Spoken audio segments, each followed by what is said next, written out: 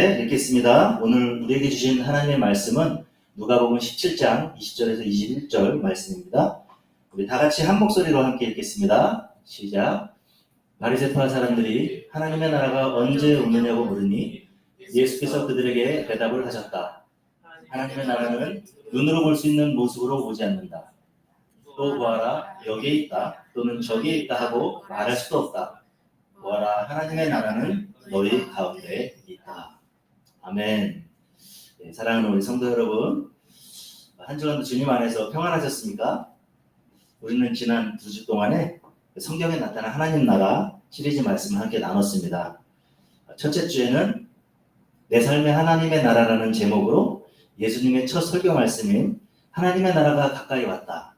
회개하고 복음을 믿으라를 통해 내 인생의 운전대를 하나님께 맡길 때, 즉 회개하고 복음을 믿을 때 하나님의 주권이 회복되고 내 삶 속에 하나님의 나라가 드러난다는 사실을 배웠습니다. 그리고 둘째 주일에는 왕자에 누가 있습니까?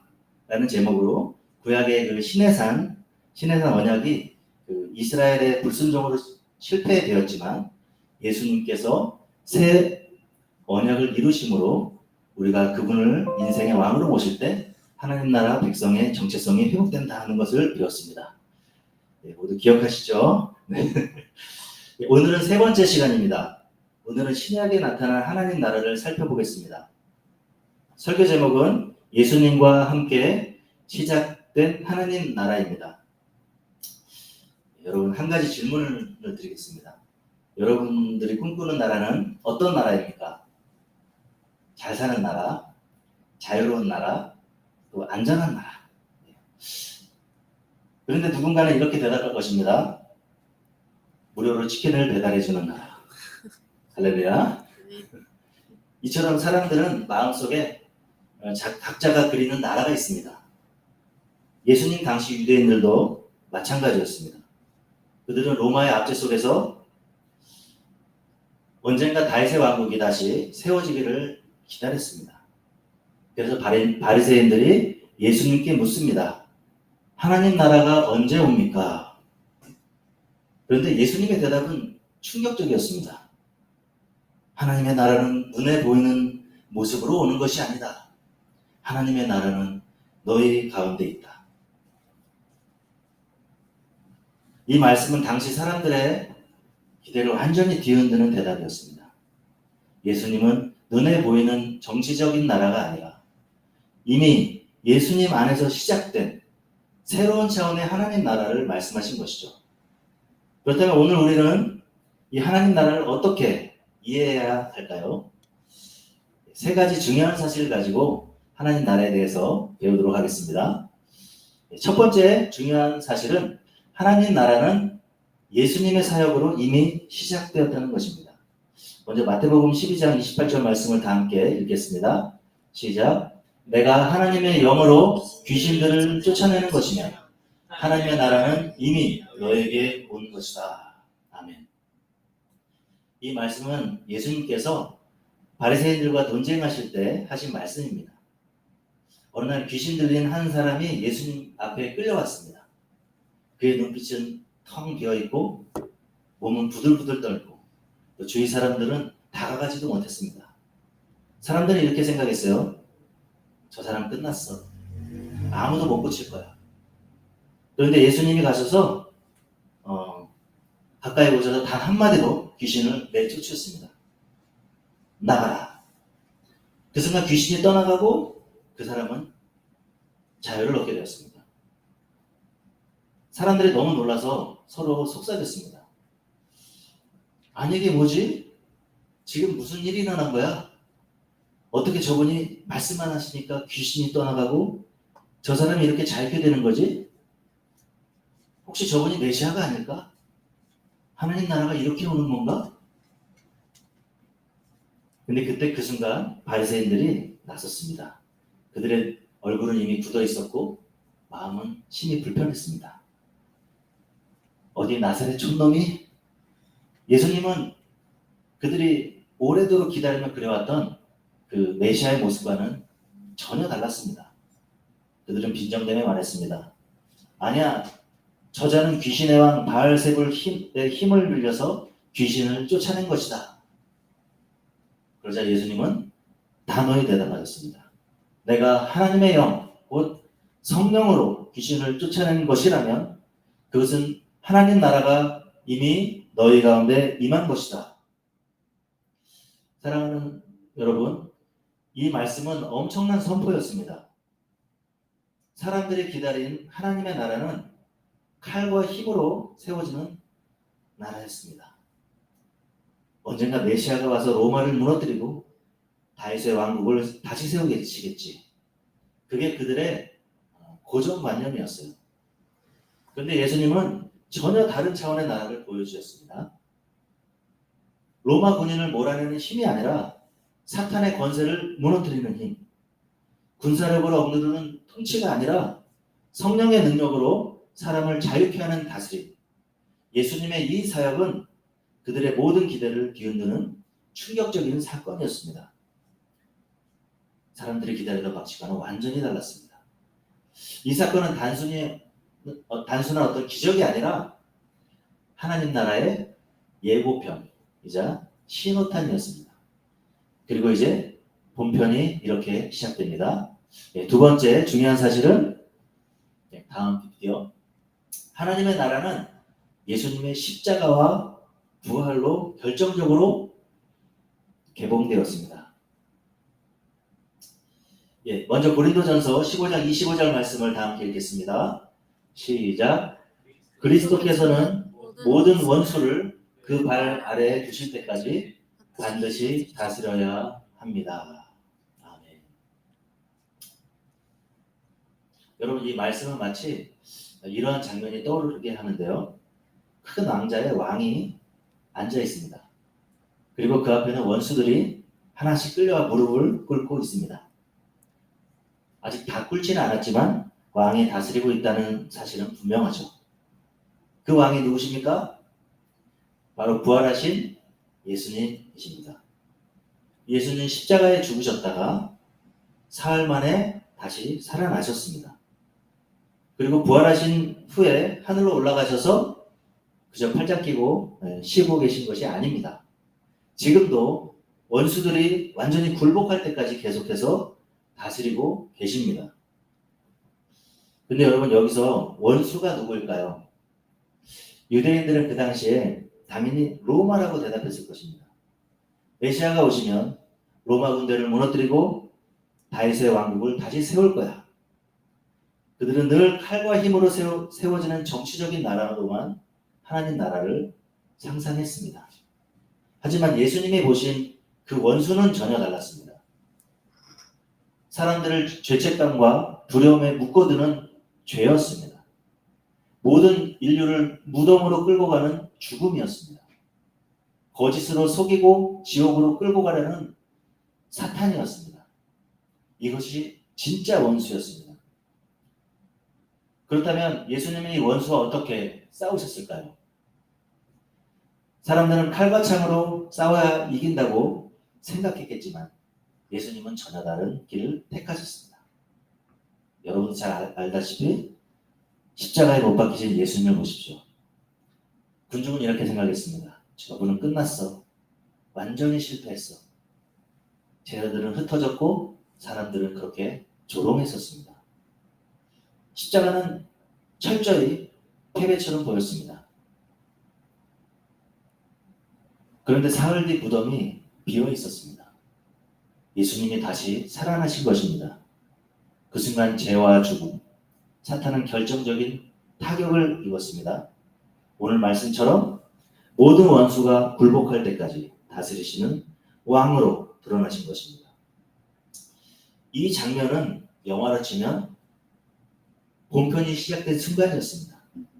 예수님의 십자가와 부활은 하나님 나라의 본격적인 개막 장면이었습니다. 이 장면을 떠올리면 다윗과 골리앗 이야기가 생각이 나는데요. 어린 소년 다윗이 갑옷도 칼도 없이 물맷돌 하나만 들고 거대한 골리앗 앞에 섰습니다. 너는 칼과 창으로 나오지만 나는 만군의 여호와의 이름으로 나아간다. 그리고 돌을 던졌을 때 그 거대한 골리앗은 한순간에 쓰러졌습니다. 그 순간 이스라엘은 이렇게 외쳤습니다. 우리가 이겼다. 다윗 혼자 던진 돌이었지만 승리는 온 백성의 것이었습니다. 예수님의 십자가와 부활도 마찬가지입니다. 인류 역사 속에 던져진 단 한 번의 결정적 물맷돌. 예수님이 승리하셨기에 그 승리가 곧 우리의 승리가 되었습니다. 할렐루야. 2차 세계대전에서 연합군이 노르망디에 상륙한 날을 우리는 D-Day라고 하죠. 여기서 D-Day라는 말이 유래됐는데요. 그날 전쟁의 판세가 완전히 기울어졌습니다. 사람들은 말했죠. 이제 끝났다. 전쟁은 이미 결정났다. 물론 전쟁이 완전히 끝난 날은 1년 뒤 V-Day, 승리의 날이었습니다. 하지만 누구도 부정하지 않습니다. D-Day가 사실상 전쟁을 끝내버렸기 때문입니다. 예수님의 십자가와 부활은 인류의 D-Day였습니다. 그 순간 죄와 죽음 그리고 사탄은 이미 무너졌습니다. 그리고 우리의 V-Day, 곧 완전한 승리의 날, 곧 예수님이 다시 오시는 그날 우리는 온전한 승리를 얻게 될 것입니다. 사랑하는 여러분, 이것이 무슨 뜻입니까? 예수님의 십자가와 부활은 패배가 아니라 하나님 나라의 본편이 시작된 장면이라는 뜻입니다. 우리는 더 이상 패배자가 아닙니다. 때로는 넘어져도 실패해도 다시 일어설 수 있습니다.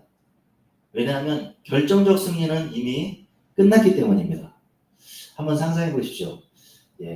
저는 축구를 참 좋아하는데 축구가 이미 3대0으로 축구 경기가 진행되고 있고 이제 종료 시간이 1분밖에 안 남은 상황입니다. 여러분, 선수가 잠깐 아무리 실수를 해도 결과는 바뀌지 않을 것입니다. 이처럼 예수님의 십자가 부활은 이미 승부가 끝났습니다. 우리는 어느 팀이죠? 승리의 팀, 하나님 나라의 백성들입니다. 할렐루야. 그러니 이제 우리 자신에게 이렇게 한번 물어야 됩니다. 나는 작은 실패 앞에서 끝났다고 주저앉고 있지는 않습니까? 아니면 이미 끝난 싸움, 이미 승리한 전쟁 속에서 담대히 서 있습니까? 혹시 나도 유대인들처럼 눈에 보이는 힘과 성공을 하나님 나라라고 착각하고 있지는 않습니까? 사랑하는 여러분, 하나님의 나라는 사람의 방식이 아니라 예수님의 십자가와 부활로 이미 시작되었습니다. 그리고 지금도 흔들림 없이 이어지고 있습니다. 아멘. 우리 마지막으로 중요한 사실을 살펴볼 텐데요. 다음, 하나님의 나라는 이제 성령과 함께 우리 삶 속에서 이어지고 있습니다. 오늘 설교 본문 말씀인데요. 누가복음 17장 20절, 21절을 다시 한번 다 같이 읽겠습니다. 시작. 하나님의 나라는 눈에 보이는 모습으로 오지 않는다. 또 보아라 여기에 있다 또는 저기에 있다 하고 말할 수도 없다. 보아라 하나님의 나라는 너희 가운데 있다. 바리새인들은 이렇게 물었죠. 하나님 나라가 언제 옵니까? 어디서 옵니까? 그들에게 하나님 나라는 눈에 보이는 정치적인 나라뿐이었습니다. 메시아가 오면 로마를 몰아내고 이스라엘 왕국을 다시 세울 거야. 그들의 기대는 언제나 칼과 힘으로 세워지는 나라였습니다. 그런데 예수님 말씀하십니다. 아니다. 하나님 나라는 저기 있다 여기 있다 할 수 없다. 이미 너희 가운데 임했기 때문이다. 여기서 예수님은 놀라운 말씀을 하시죠. 하나님 나라는 눈에 보이는 건물도 아니고요. 군대의 승리로 세워지는 것도 아닙니다. 바로 성령을 통해 지금도 우리 안에서 세워지는 나라입니다. 한번 생각해 보시죠. 사람들은 칼과 힘으로 나라를 세운다고 믿었어요. 그런데 오순절날 어떤 일이 있었습니까? 오순절날 다락방에서 어떤 일이 벌어졌습니까? 120명의 사람들이 모여서 일제히 기도하고 있을 때 급하고 강한 바람 같은 소리가 나고 불꽃 같은 것이 발라져서 각 사람 위에 임했습니다. 그들은 성령으로 충만해져서 여러 나라 말로 하나님을 찬양하고 하나님 나라를 증언하기 시작했습니다. 그 후로 성령의 충만함을 받았던 베드로가 복음을 선포했더니 3,000명이 회개하고 세례를 받았습니다. 칼 한 번 들지 않았는데 성령께서 역사하시자 사람들의 마음이 열리고 새로운 공동체가 세워진 것입니다. 여러분, 이게 바로 예수님이 말씀하신 하나님 나라입니다. 군사력으로 세워지는 나라가 아니라 성령의 능력으로 사람을 자유케 하고 변화시키고 새롭게 하는 그런 나라입니다. 사도 바울은 이렇게 고백합니다. 로마서 14장 17절인데요. 하나님의 나라는 먹고 마시는 일이 아니라 성령 안에서 누리는 의와 평강과 기쁨입니다. 여러분, 오늘 우리의 삶에도 하나님의 나라는 임하고 있습니다. 용서하지 못했던 마음이 성령 안에서 풀어질 때, 두려움과 불안이 성령의 위로로 평안으로 바뀔 때, 절망 속에서도 성령으로 다시 일어나 찬양하고 기도할 힘을 얻을 때, 그때 하나님의 나라는 지금 우리 가운데서 계속해서 이어지고 있는 것이죠. 영화로 치면 예수님의 십자가 부활이 본편의 어떤 클라이맥스라 하면 성령의 역사는 지금도 상영 중인 장면과 같습니다. 스크린은 닫히지 않았습니다. 그 영화는 우리 인생 가운데 계속되고 있습니다. 사랑하는 여러분, 그렇다면 질문해야 합니다. 나는 성령의 통치를 내 삶 속에 경험하고 있는가? 내 안에 성령의 열매, 의와 평화와 기쁨이 맺히고 있는가? 하나님 나라가 멀리 있는 나라가 아니라 오늘 내 가정과 공동체 속에 이미 임했다는 것을 경험하고 있는가? 이처럼 하나님의 나라는 미래에만 올 나라가 아닙니다. 이미 지금 성령과 함께 우리 삶 속에서 이루어지고 있는 나라입니다. 아멘. 이제 말씀을 정리하도록 하겠습니다. 우리가 세 가지로 하나님 나라에 대해서 배웠는데요. 첫 번째는 하나님 나라는 예수님의 사역과 함께 이미 시작됐습니다. 두 번째로 하나님의 나라는 예수님의 십자가와 부활로 결정적으로 열렸습니다. 마지막으로 하나님의 나라는 지금 성령과 함께 우리 삶 속에서 진행되고 있습니다. 한마디로 말하면 하나님 나라는 예수님과 함께 시작되었고 지금도 성령 안에서 드러나고 있습니다. 예수님이 그 이야기에 서막을 여셨고 십자가 부활로 본편을 개봉하셨으며 이제 우리는 성령과 함께 그 이야기를 써내려가야 합니다. 아멘. 그러므로 오늘 우리는 가장 중요한 결단을 해야 합니다. 그것은 다른 것이 아니라 성령을 구하는 것입니다. 예수님은 약속하셨습니다. 누가복음 11장 13절에 하늘 아버지께서 구하는 자에게 성령을 주시지 않겠느냐. 우리가 성령을 구하면 아버지는 반드시 주십니다. 성령께서 임하실 때 우리의 삶이 바뀌고 가정과 교회가 바뀌며 세상 속에서 하나님의 나라가 드러납니다. 그러니 오늘 이 시간 우리는 이렇게 함께 기도하며 결단하기 원하는데요. 주님, 예수님께서 시작하시고 십자가 부활로 이루신 그 하나님 나라를 이제부터 성령과 함께 우리의 인생 가운데 써내려가길 원합니다. 성령님, 순간마다 저를 다스려 주십시오. 정욕을 따랐던 우리의 마음을 만지셔서 회개의 은혜를 주시고 성령으로 가르치사 주의 말씀 따라 담대히 승리하게 하소서. 사랑하는 여러분, 하나님 나라는 이미 시작되었습니다. 이제 우리 주의 평강교회가 우리 청년분들과 자녀분들 모두가 날마다 성령과 함께 하나님 나라 이야기를 써내려가는 공동체가 되시기를 주님의 이름으로 축복합니다. 아멘. 우리 이 시간에 우리 말씀을 생각하면서 함께 기도했으면 좋겠습니다. 우리 두 가지 기도를 함께 했는데요. 먼저 성령 충만을 구하는 기도를 했으면 좋겠습니다. 주님, 예수님이 시작하신 하나님 나라 제 삶 속에 이어가길 원합니다. 순간마다 성령으로 충만케 하셔서 정욕을 따라 살지 않게 하시고 말씀 따라 살게 하여 주십시오. 두 번째는 우리 교회를 위해 기도합니다. 주의 평강교회가 성령과 함께 하나님 나라 이야기를 써내려가는 공동체가 되게 하소서. 가정과 일터와 다음 세대 가운데 의와 평화, 기쁨의 열매로 가득 맺히게 하소서. 우리 시간이 두 가지 기도 제목을 가지고 함께 기도하면서 나가시겠습니다.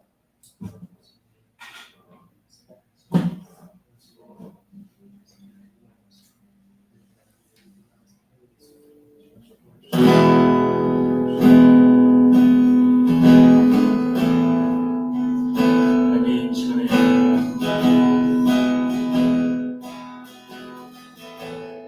우리 예수님께서 시작하신 하나님의 나라를 본격적으로 시작하신 하나님의 나라, 이제는 성령과 함께 대상에서 내려가서 하나님, 그러기 위해서 성령이 필요합니다. 그것이 성령을 부어 주시옵소서. 정욕을 따랐던 아버지 잘못된 하나님 나라의 고정관념으로 살았던 우리 모든 것들을 내려놓습니다. 아버지 은혜를 용서하시고 아버지 다시 새롭게 서서 우리 거룩한 성령님으로 충만하게 지키기를 간절히 소망합니다.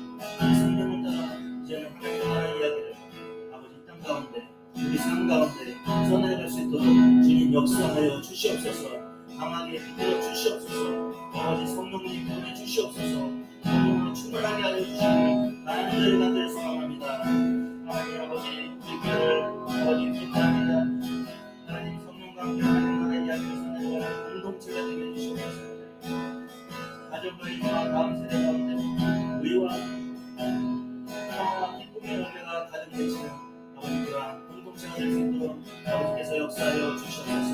하나님 성령과 함께 하나님의 나라를 온전히 써내려가는 우리 공동체로 사용하여 주시옵소서. 사용하여 주시옵소서. 성령으로 충만하게 기름 부어 주시옵시고 모든 악한 것들과 모든 더러운 것들이 다 부러지고 결과에 부러지고 다 떠나가게 해주시옵소서. 하나님 예수 그리스도의 이름이 아버지 선포되시고 아버지 모든 결과들이 부러지며 하나님 오직 온전히 우리가 더욱더 우리의 마음의 힘을 받아 하나님 나라를 꿈꾸며 나아가는 우리보다 될 수 있도록 주님을 주시옵소서. 주님 이미 승리한 우리 예수님과 함께 아버지 이 마지막 레이스를 아버지 성령과 함께 동행함으로 아버지 마지막 레이스를 아버지 완주할 수 있도록 아버지 인도하여 주시옵소서. 그렇게 우리가 의와 평안과 기쁨이 충만한 우리의 삶 하나님 나라로 가득한 삶 살아갈 수 있도록 인도하여 주시옵소서. 그렇게 하실 주님을 찬양하며 감사하며 예수님의 이름으로 기도합니다. 아멘.